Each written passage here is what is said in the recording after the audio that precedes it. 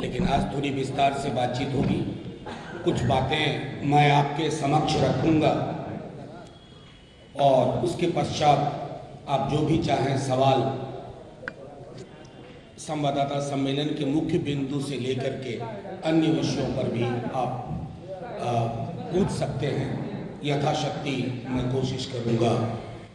तो पुनः एक बार आप सबको नए साल की बधाई। नया साल सचमुच नया सा हो, जहां आपकी आज़ादी भी महफूज हो, जहां आप तरक्की भी करें, लेकिन सब कुछ लोकतांत्रिक दायरे में हो। आज आपके समक्ष आने के पीछे एक खास वजह है। राष्ट्रीय जनता दल अपने जन्म काल से भारतीय जनता पार्टी के संकीर्ण विचारों, उनके ध्रुवीकरण की राजनीति, उनका मनोवाद के साथ नैसर्गिक संबंध, उसके खिलाफ लड़ता रहा है। हमने कभी तराजू पे तौल के लाभ हानि के आधार पर अपनी राजनीति नहीं की कि तराजू में जो पलड़ा हमें दिखा पड़े भारी, उधर चले जाओ। आज आपसे जो बात मैं कहने जा रहा हूं बहुत चिंता का विषय है। आज से लेकर 22 जनवरी के बीच में, और मैं पुख्ता जानकारी के आधार पर कह रहा हूं, आप इनकम टैक्स, सीबीआई, ईडी की अति सक्रियता देखेंगे। एक एजेंसी दूसरे एजेंसी को फाइल देगी, वो पॉलिटिकल फाइल है जो बीजेपी के दफ्तर से आई है। इनकम टैक्स खोजने की कोशिश करेगी कि कहीं छोटा सा भी कुछ मिले, वो ईडी को देगी।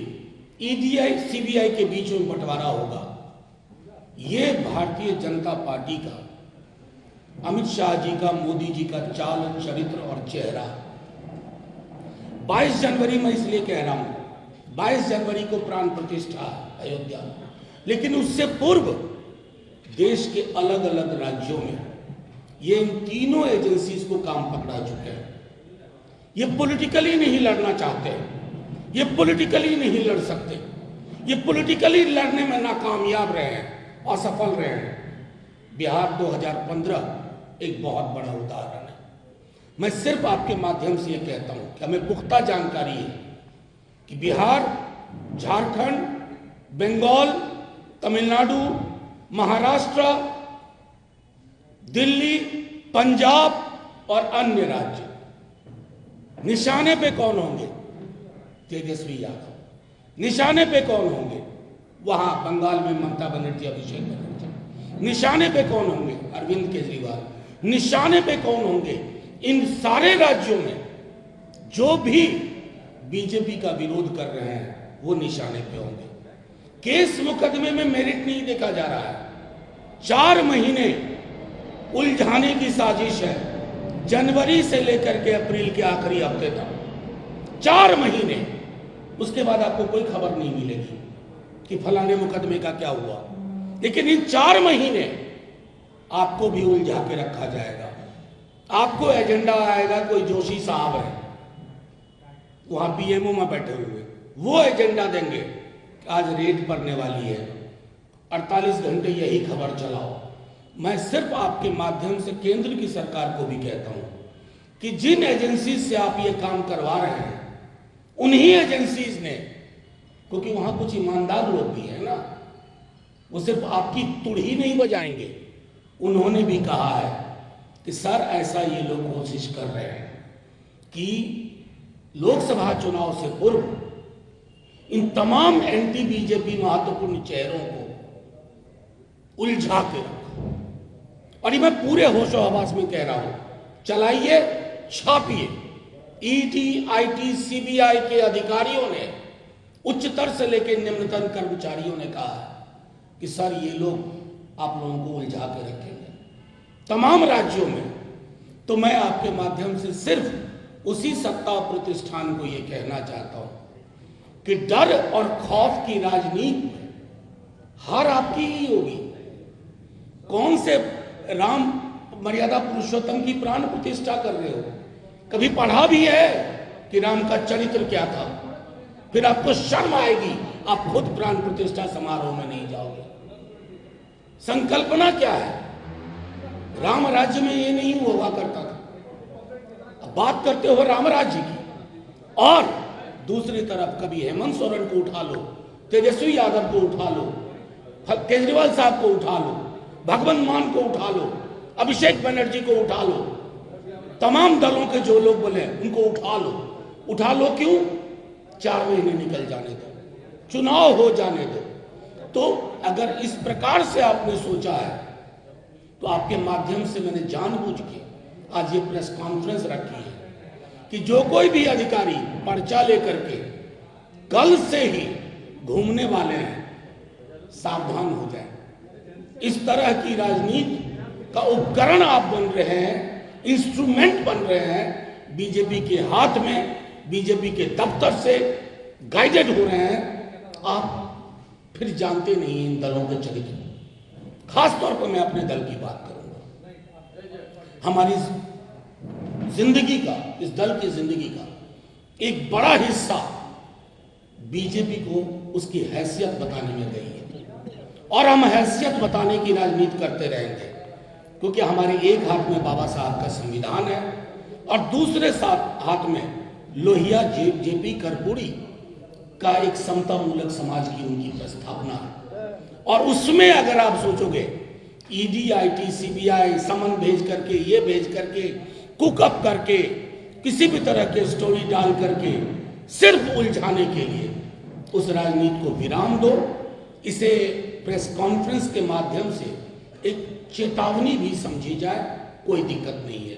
अब आप सवाल चाहें पूछें। इसको लेकर भय है आप लोगों को किसी तरह की ईडी, आईटी का? मेरी पूरी प्रेस कॉन्फ्रेंस भय मुक्त है, भय नहीं है। लेकिन भय, भूख और घृणा के खिलाफ जो लोग राजनीति करते हैं उनको किसी का भय नहीं होता है। हम तो उसी के खिलाफ की राजनीति कर रहे हैं। बस आप लोग चूंकि इतनी बंदिशों के बावजूद आप हमारी बात पहुंचाते हैं, आप हमारे नेता तेजस्वी जी की या लालू जी की बात पहुंचाते हैं। हम सिर्फ इतना बताना चाहते हैं कि हमें खबर है कि सिर्फ हमें ही नहीं, आप देश के अलग अलग राज्यों में कल से सक्रिय होंगे। खास तौर पर 22 तारीख तक, 22 तारीख के बाद 10 दिन आप कुछ और करिएगा, लेकिन 22 तक आप इस कार्य को अंजाम देने जा रहे हैं। और मैं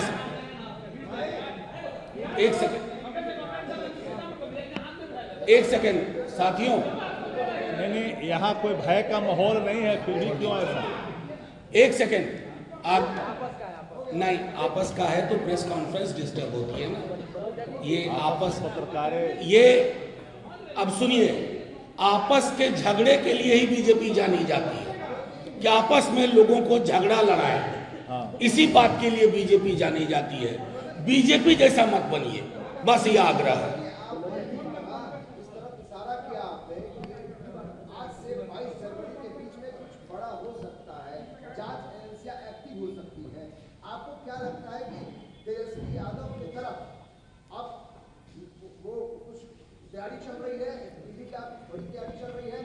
देखिए, एक बात तो मैं सीधे तौर पे कहूं, सिर्फ बिहार में ही नहीं, अलग अलग राज्यों में, और चूंकि कई अधिकारी ईमानदार हैं, वो तैयार नहीं हो रहे इसके लिए।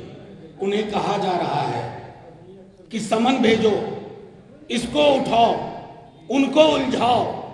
और तेजस्वी यादव एक व्यक्ति के अलावा क्या है? सबसे बड़ी चीज है कि बीजेपी को ताकत का आभास है। बीजेपी को पता है कि बिहार में इस महागठबंधन के आगे उनकी स्मूथ फंक्शनिंग नहीं है। मतलब 3-4 से ऊपर उनका बेस्ट आंकड़ा नहीं जा रहा है। तो क्या करेंगे? तेजस्वी यादव जी को, लालू जी को, हमारे राष्ट्रीय अध्यक्ष जी को, उधर झारखंड में हेमंत जी को, दिल्ली पंजाब में केजरीवाल जी, भगवंत मान जी को, स्टालिन साहब के मंत्रिमंडल के लोगों को। तो ये जो राजनीति है, उस राजनीति को आप कह रहे हैं एक्टिव, कल से हाइपर एक्टिव होंगे। एक्टिव के आगे हाइपर लगा लीजिए। परेशान है वो अधिकारी, लेकिन क्या करें, इशारा आ गया है। वो जो 2 सबसे बड़े नेता हैं सत्ता प्रतिष्ठान के, उन्होंने कहा कि ये पॉलिटिकल लड़ाई हम आपके कंधे पे बंदूक रख करके ही लड़ेंगे। तो कंधे पे बंदूक रख करके बेचारे दर दर फिरेंगे। 22 जनवरी का जो सरकार जाएगा राम मंदिर के बाद कहीं भाजपा में जो है चुनाव जीता जाए। आपके सवाल में से मुझे इत्तेफाक ही नहीं है। राम कौन है साहब? भारतीय जनता पार्टी है क्या राम मर्यादा पुरुषोत्तम? क्या हमने उनका परिचय जाना है मोदी जी से? मर्यादा पुरुषोत्तम की सबसे बेहतर अवधारणा गांधी की थी, हे राम। उस अवधारणा से मीलों दूर है भाजपा वाले। राम राम कहने से, जय श्री राम कहने से नहीं होता है, यहां हृदय में होना चाहिए। और मैं 4 दिन से कह रहा हूं, अगर कोई व्यवस्था ऐसी होती कि हमारे भगवान पृथ्वी पर आते तो सबसे पहले बीजेपी वाले को कहते, नकली राम भक्तों, तुम्हारे अंदर मैं नहीं हूं, तुम्हारे अंदर मैं नहीं रहना चाहता। मेरा आचरण, मेरा व्यवहार, मेरा जीवन तुमने किसी को नहीं पढ़ा है। राम भगवान आते ना तो कहते आई की इतनी असमानता के बीच में मेरी पूजा कैसे करोगे? बेरोजगारी की इन छवियों, डरावनी छवियों के मध्य मेरी प्राण प्रतिष्ठा का क्या मतलब? लेकिन ये भगवान राम वाले नहीं है, असल में ये नाथुराम वाले हैं। ये फर्क है। एक सवाल है,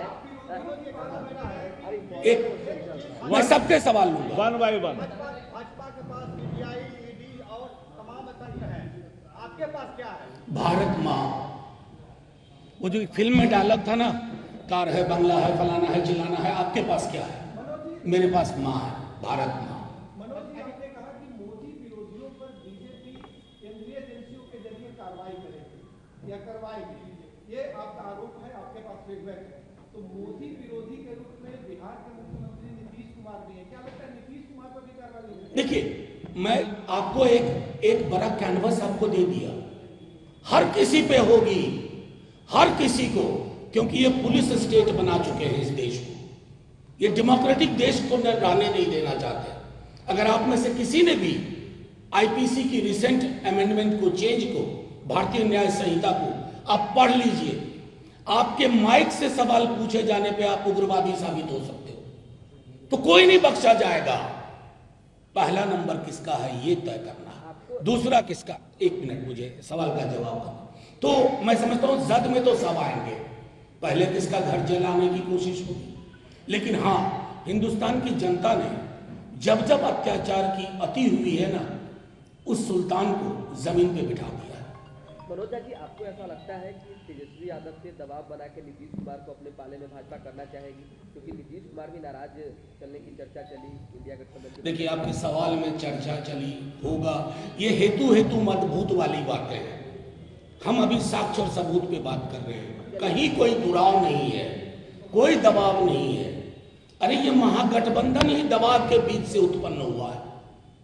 इसकी जमीन में नए सवालों के लिए कोई जगह नहीं। नीतीश कुमार को संयोजक बनाने की बात सामने आ रही है, कल कहा जा रहा है कि एक बैठक। ये मेरा मानना है कि जैसे आपने सुना है ना, वैसे ही ये खबरें चल रही हैं। जब तक कुछ पुख्ता ना हो तब तक कोई बात मैं समझता हूँ बनती नहीं है। मनोज जी, मंदिर को लेके आपके एक विधायक हैं जिन्होंने सवाल हाँ, उसमें ये है कि आप लोग कह रहे हैं कि मंदिर जाते हैं तो अंधविश्वास पैदा होता है।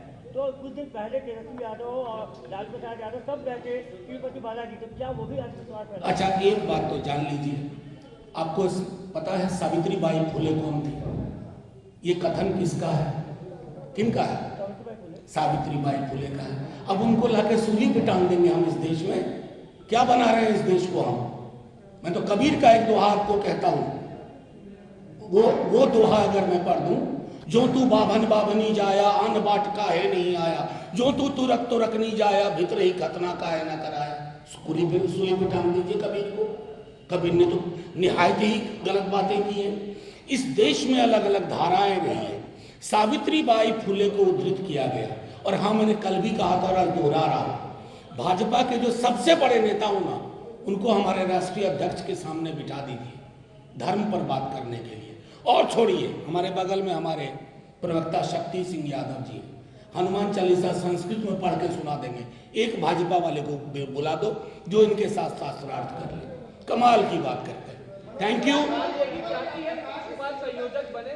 बिल्कुल, क्यों नहीं चाहेगी, और आज पहली बार ये कह रहे हैं हम लगातार ये बात कह रहे हैं।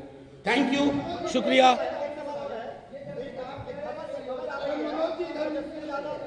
माननीय तेजस्वी यादव जी और नीतीश कुमार जी में मतभेद है, कितना सच है ये?